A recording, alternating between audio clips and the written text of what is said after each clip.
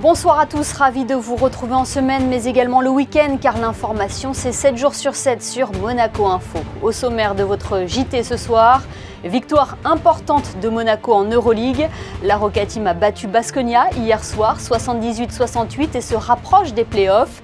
Ce succès, nous l'analyserons dans quelques instants avec le spécialiste du basket sur Monaco Info, David Cosette.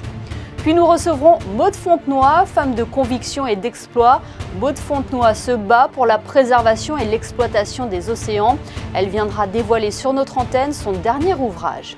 Et à la fin de ce JT, nous aborderons avec Vincent Vatrican la prochaine projection de l'Institut audiovisuel de Monaco, La Tortue Rouge, un film d'animation de Michael Dudok-de-Witz. Je vous le disais en titre, deuxième victoire en une semaine pour la Roca Team en Euroleague. 48 heures après avoir dominé l'Olympiakos, les Monégasques ont remis cela face à Baskonia. Avant de recevoir David Cosette pour en parler, je vous propose de regarder ce résumé. Il est signé Yannick Debever.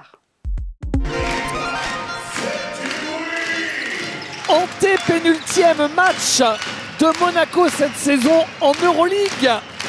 Sur 4 victoires consécutives, c'est une équipe de Baskonia pleine de confiance qui est venue défier Monaco sur ses terres. Les Basques imposent très rapidement un gros défi physique à la Roca Team. Les deux équipes sont très proches et le premier quart-temps se finit à l'avantage des visiteurs 18-19. Mais l'arme principale de Monaco, c'est véritablement sa profondeur de banc. Le deuxième quart-temps sera encore décisif pour la Roca Team qui va prendre 10 points d'avance à la mi-temps. Dante Hall est impressionnant avec 10 points et 7 rebonds dans la valise. La seconde mi-temps commence sur les chapeaux de roue pour les Roca Boys. Alpha Diallo inscrit rapidement 3 paniers. Et sur ce shoot de Bacon, Monaco compte 21 points d'avance. Les prochaines minutes seront à l'avantage des Basques qui passent un 26 entre la fin du troisième et le début du dernier quart-temps. Toujours devant à +7 malgré tout, Monaco ne panique pas et assure sa fin de match grâce notamment à un Alpha Diallo au summum de la combativité. Le capitaine Léo Westermann prend ses responsabilités et fait mal à la tête de Vitoria qui encaisse un 9-0 fatal. Monaco s'impose finalement 78-68 et conforte sa place dans le top 8. Fin de saison en revanche pour Baskonia qui ne peut mathématiquement plus atteindre les playoffs. Léo, vous vous êtes fait peur, en tout cas vous nous avez fait peur. Oui, voilà, on a eu une séquence, un temps faible assez fort. Ils ont su en profiter, ils ont changé, ils ont joué plus vite, plus petit. On a eu du mal sur ces 5 minutes, mais on s'est bien repris.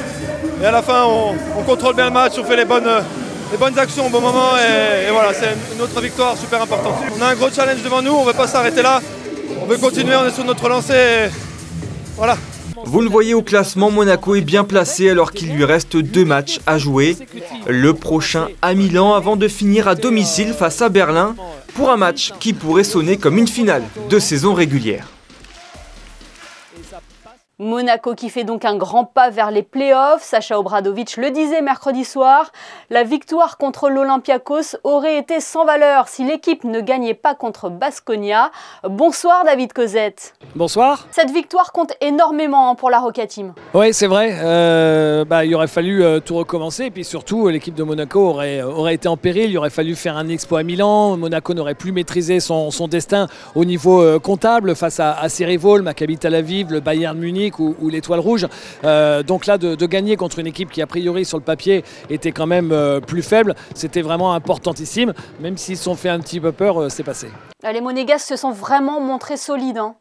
Ce qu'il y a d'incroyable avec cette équipe, et on n'arrête pas de se le redire avec Ali Traoré sur les matchs, et tous les observateurs le voient, c'est physiquement, c'est défensivement. Alors c'est vrai, ils ont eu un petit passage à vide au cœur de la deuxième mi-temps, ils ont su se ressaisir, mais quand physiquement on a l'impression qu'ils mangent leurs adversaires. On a vu des meneurs qui n'arrivaient même pas à passer la ligne médiane. On pense à Kostas Loukas, le meneur de la Grèce, c'est quand même pas rien, de l'Olympiakos qui était en grande difficulté. On a vu aussi là des arrières en difficulté.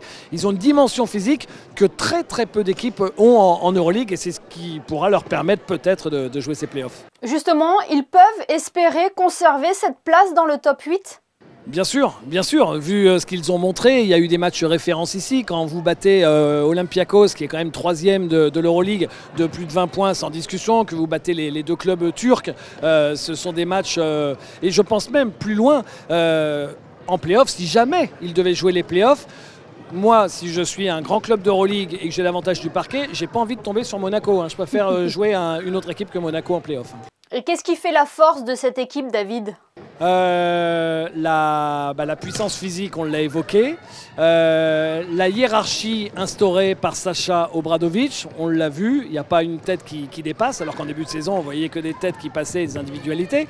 Le sens du sacrifice, on voit un joueur comme Dwayne Bacon qui, en début de saison, pensait uniquement à marquer ses points et qui, là, joue vraiment au cœur de l'équipe, tout en gardant ses qualités. Ça fait quand même beaucoup de qualités. Et puis la complémentarité, quand on voit par exemple Motiejunas et Dante Hall, tout le monde est d'accord qu'ils ne se ressemblent pas. Et ben voilà, ils sont complémentaires, donc sur chaque poste, il y a de la complémentarité. Et David, à quoi il faudra s'attendre face à Milan la semaine prochaine? C'est une nouvelle fois un déplacement très important. Hein. Oui, c'est une très Milan, c'est comme Barcelone ou le Real Madrid, c'est un candidat non pas au Final Four, mais c'est un candidat au titre, clairement. C'est une équipe qui a été construite pour ça. Ça fait des années que le patron d'Armani met beaucoup d'argent pour enfin gagner ce titre de l'Euroleague. Et depuis qu'il y a Ettore Messina, c'est comme Sacha Obradovic à Monaco, il a mis d'ordre dans la maison à Milan et depuis c'est devenu une machine à gagner. Et ce serait un authentique exploit que de réussir à s'imposer sur le parquet lombard de Milan. Eh bien, merci beaucoup David Cosette pour votre analyse. Avec plaisir. On reste dans le sport avec vous, Alexandra Pagny. Bonsoir. L'équipe de France a battu la Côte d'Ivoire hier grâce à un joueur que l'on connaît bien ici en Principauté. Bonsoir Émilie, bonsoir à tous. Effectivement, hier soir, il a été l'auteur d'un but décisif dans les dernières minutes de jeu face aux éléphants de Côte d'Ivoire. Aurélien Tchouaméni a offert la victoire à l'équipe de France au Vélodrome en match amical, mais à 8 mois du mondial au Qatar, ce genre de victoire est toujours bonne à prendre. Le milieu de terrain monégasque confirme match après match sa montée en puissance au sein de l'équipe de France. Pour sa 8e sélection, il a touché 82 ballons et a réussi 94% de ses passes. Score final 2-1 pour les Bleus qui enchaînent un 6e succès de rang. L'actualité de cette semaine était également tournée vers la mer. Vous avez pu suivre dans nos différentes éditions les nombreux événements liés à la Monaco Ocean Week. Alexandra, vous revenez sur 2 d'entre eux. Oui, Émilie, l'océan et sa préservation étaient largement abordés cette semaine. Quelle est sa situation aujourd'hui? Comment lier changement climatique et préservation de l'océan? Mais aussi les acteurs dépendants des océans. C'était l'enjeu d'une conférence Sea and the City sur la résilience des écosystèmes côtiers et marins. Des solutions pour lutter contre la pollution plastique étaient également mises en avant à l'occasion du premier World Plastic Summit qui s'est clôturé ce samedi au Yacht Club de Monaco. Et autre événement qui s'est tenu au sein du Yacht Club de Monaco, les Explorer Awards.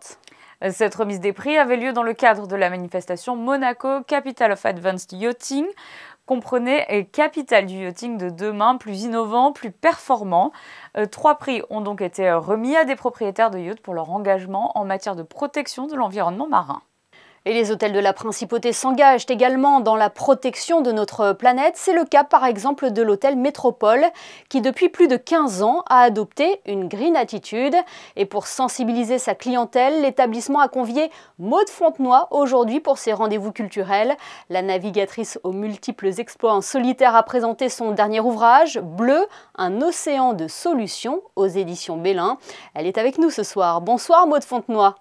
Bonsoir. Dans cet ouvrage, vous tirez la sonnette d'alarme sur les dangers qui menacent les océans. C'est vrai que les océans ont besoin de nous. Je sais que la Principauté est particulièrement engagée sur ces questions. Aujourd'hui, il tire la sonnette d'alarme. Ça a beau être un géant, c'est un géant qui est malheureusement menacé par les activités humaines. Et ce que j'essaye de dire dans ce livre, c'est qu'à la fois, ils sont indispensables à notre survie. C'est vraiment un trésor indispensable à notre vie quotidienne, qu'on habite près, comme ici, ou loin de la mer. En fait, on est tous concernés à travers l'oxygène qu'ils nous apportent, les médicaments, les énergies, la nourriture. C'est vraiment un océan de solutions qu'on a face à nous. Oui, parce qu'on l'oublie souvent, mais la santé de nos océans est étroitement liée à celle de l'homme. Complètement, c'est-à-dire que sauver les océans, c'est sauver l'homme, c'est le travail que mène ma fondation depuis près de 20 ans aujourd'hui auprès des jeunes, dans toutes les écoles. Et c'est vrai que notre volonté, c'est de pouvoir sensibiliser au maximum et le plus grand nombre sur le fait que quand on va jeter par exemple un papier dans la rue très très loin de la mer, il va un jour retrouver dans la mer et il va se retrouver ensuite dans ton assiette de sushi parce qu'en fait, tout communique. Et aujourd'hui, malheureusement, selon le WWF, on mangerait l'équivalent de 5 grammes de plastique par semaine et par individu, l'équivalent d'une carte bleue de plastique. Donc en fait, il y a vraiment tout ce qui va dans la mer, les 10 millions de tonnes de déchets rejetés à la mer chaque année, reviennent un jour ou l'autre dans nos vies et dans nos corps. Alors quelles sont les solutions pour préserver le patrimoine océanique? Là, vous venez déjà nous citer une première action qui est de ne pas jeter ces déchets n'importe où. Est-ce qu'il y a d'autres solutions ? Oui, les solutions, elles sont dans chacun d'entre nous. Elle est déjà de s'intéresser à ce milieu. Moi, je pense qu'en apprenant à aimer, quand on aime quelque chose, ensuite on se bat pour le protéger. Donc, c'est vraiment une grande action de sensibilisation qu'on peut mener dès le plus jeune âge. Ensuite, il y a beaucoup de choses à faire au niveau d'international. Il va bien falloir faire des aires marines protégées. Il va falloir gérer un peu mieux la pêche. Vous savez qu'aujourd'hui, il y a une grande inégalité. Quand je prends l'exemple de la France, puisque j'habite à Nice, pas si loin, on va pêcher en France environ 11% de tout ce qui est pêché en Europe. L'Europe, elle pêche 4% de ce qui est pêché dans le monde. Et la Chine, elle est toute seule, elle en pêche environ 50. Donc il va falloir mettre en place des mesures pour éviter cette surpêche, ce pillage également, parce qu'il y a beaucoup de poissons qui sont pêchés de façon illicite, près de 30 millions de tonnes de poissons quand même. Et puis il va y avoir forcément des sujets de rejet à la mer, vous l'avez dit, de rejet de plastique, mais de rejet de déchets. Il y a 60% des plus grandes villes du monde qui n'ont pas de station d'épuration. Donc, il y a beaucoup de choses à faire pour préserver nos océans et donc préserver les solutions qui nous offrent gracieusement. Et déjà, Maud Fontenoy, lorsque vous réalisiez vos exploits, vous aviez constaté les effets de la pollution et du réchauffement climatique ? Alors c'est vrai que pour avoir traversé les océans un peu en long et en large et d'avoir passé plus de temps de ma vie sur les océans que sur la terre ferme, après m'être traversé à la rame ou à la voile, c'est vrai que quand on part, on fait le choix de partir tout seul, traverser par exemple l'océan Pacifique, comme ce fut le cas à la rame dans son tout petit bateau, et qu'on va croiser une nappe d'hydrocarbures ou au large de l'Antarctique, un frigo entre deux eaux, on se dit qu'en effet, il y a quelque chose à faire. Et sur Terre, c'est d'abord les déchets, à 80%, ils viennent d'abord de la Terre. Donc oui, on voit les effets du réchauffement climatique avec la diminution des espèces de poissons. Et malheureusement, on se sent d'une responsabilité quand on revient après sur le continent, d'alerter et de pousser chacun à agir. Eh bien, merci beaucoup, Maud Fontenoy, d'avoir été avec nous ce soir pour nous présenter Bleu, un océan de solutions, un livre coécrit avec Yann Arthus-Bertrand. Merci infiniment. Merci à vous. La crise sanitaire aura impacté de nombreuses entreprises. Nous en parlions d'ailleurs hier avec le ministre des Finances et de l'Économie, Jean Castellini. Des entreprises qui ont dû se réinventer et s'adapter aux besoins de la clientèle. C'est le cas de cette enseigne familiale implantée à Monaco depuis 1990. Le reportage d'Anaïs Riu. Ce sont dans des locaux de production fraîchement rénovés à Fontvieille qu'opère la magie Versace. Des pâtes fraîches 100% locales made in Monaco. Distribuées principalement dans les grandes surfaces de la Principauté et des Alpes-Maritimes, les pâtes Versace peuvent désormais aussi être livrées directement aux clients monégasques le midi, grâce à la vente en ligne mise en place en mars 2020. C'était quelque chose qu'on avait pensé depuis un moment et qui avait un sens dans cette période qui était assez triste. Depuis quelques années, on était en pleine progression, en pleine croissance en chiffre d'affaires, en visibilité. En mars 2020, malheureusement, il a fallu se réadapter car on a perdu environ 40 à 50% du chiffre d'affaires. Une réinvention déjà imaginée avant l'arrivée du Covid-19 mais rapidement devenue indispensable pour ne pas cesser toute activité. Les gros changements majeurs, c'est vraiment cette activité de e-commerce où maintenant, via notre site internet, vous pouvez choisir votre pâte, la sauce, etc. On fait ça minute et on vous livre directement sur tout Monaco. Dans cette société, c'est l'esprit d'équipe, l'esprit familial qu'on aime avoir. C'est le papa de Fabio et de Marco qui leur a inculqué ça et on a voulu le garder un maximum. C'est que tout le monde puisse garder son travail et donc on a su se développer au maximum pour qu'on puisse répondre à la consommation actuelle. On a été énormément solidaires tous ensemble et je pense que c'est une énorme leçon de vie et c'était important pour nous de garder nos valeurs d'entreprise et les valeurs familiales. Des valeurs familiales et traditionnelles prononcées mais qui n'échappent pas pour autant à la technologie puisque la crise sanitaire a indéniablement fait progresser l'hygiène et la sécurité des produits alimentaires. Motivés depuis toujours par la volonté d'être irréprochables, chez Pasta Versace, on produit, mais on s'équipe aussi local.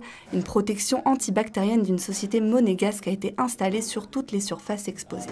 C'est quelque chose qui est fabriqué en France et distribué à Monaco. On est les seuls aujourd'hui en milieu alimentaire à l'utiliser. Ce sera surtout sur des points de contact des mains qui sont vraiment les véhicules les plus sensibles en cas de contamination. Et c'est très efficace contre le Covid, contre la grippe et toute autre bactérie. Pâtes, gnocchi, lasagne, salade, dessert, tous les produits de la maison sont à commander sur leur site internet et sont ensuite livrés froids pour une consommation à n'importe quel moment de la journée.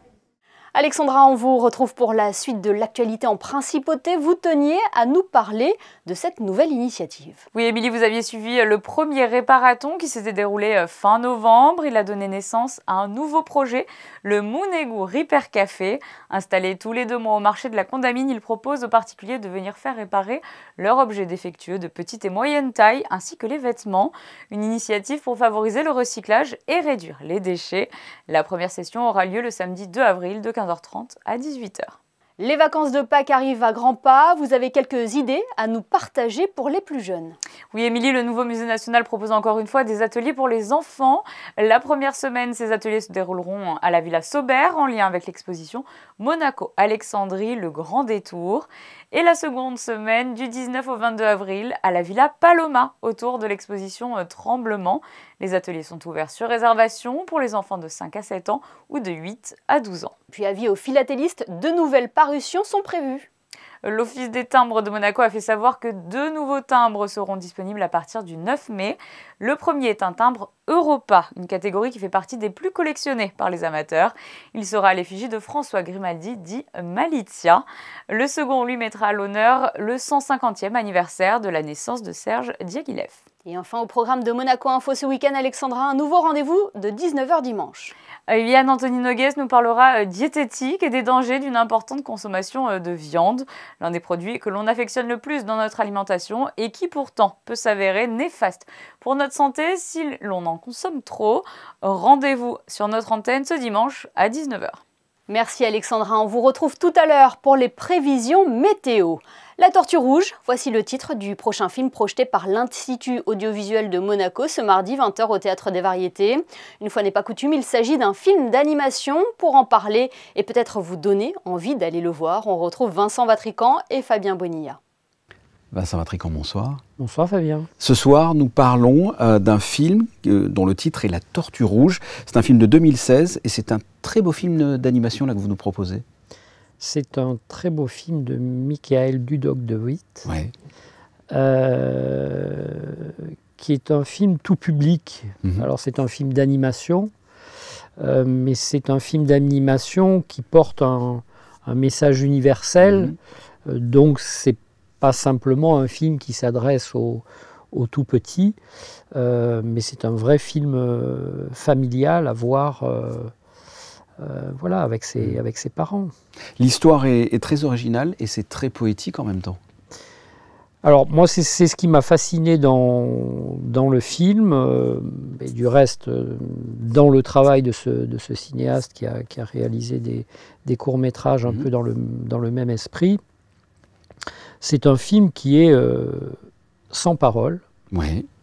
Qui s'exprime purement par le dessin. Donc c'est dire son, déjà... S'il n'y a pas de parole, alors c'est ce que j'allais dire. Ouais. C'est qu'évidemment ça veut dire qu'il y a une force de l'image qui doit nécessairement véhiculer du sens. Et en même temps, quand on dit l'image, c'est assez réducteur parce que, évidemment, qui dit image dit l'éclairage, dit aussi l'ambiance sonore, et c'est évidemment tous ces paramètres-là qui font l'image et qui font le son, même s'il n'y a pas de parole, qui emportent l'adhésion du spectateur. Donc il y a une vraie poésie dans ce film qui est... C'est un film qui est un peu une Robinsonade, oui. par son propos. Voilà, c'est ça. Un mot sur l'histoire. Qu'est-ce que l'on peut raconter de ce film, sans tout dévoiler, évidemment?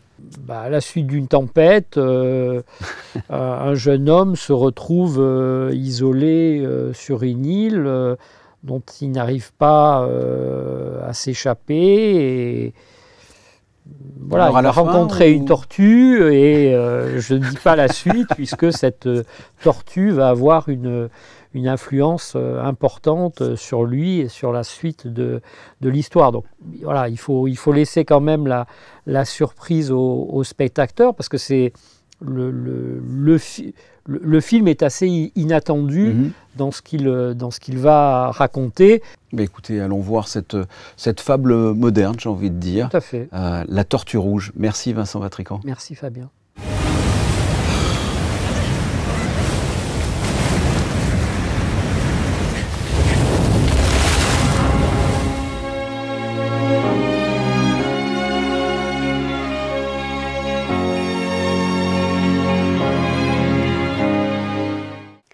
La Tortue Rouge, c'est donc ce mardi à 20h au Théâtre des Variétés. Alexandra Pagny, on vous retrouve pour les prévisions météo. Quelle est la tendance pour dimanche, Alexandra ?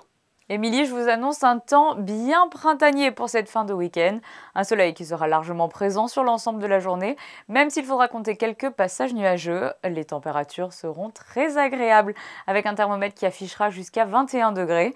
Et en ce 27 mars, nous fêterons les Habib. Oui, et c'est cette nuit également que nous passons à l'heure d'été à 2h du matin. Il sera 3h. Nous perdrons donc 1 heure de sommeil. Ce changement d'heure est d'ailleurs l'objet de nos photos de fin de JT, l'occasion de saluer le travail et l'inventivité des photographes de la direction de la communication. Excellente soirée à tous et à demain, 20h pour le best-of de la semaine.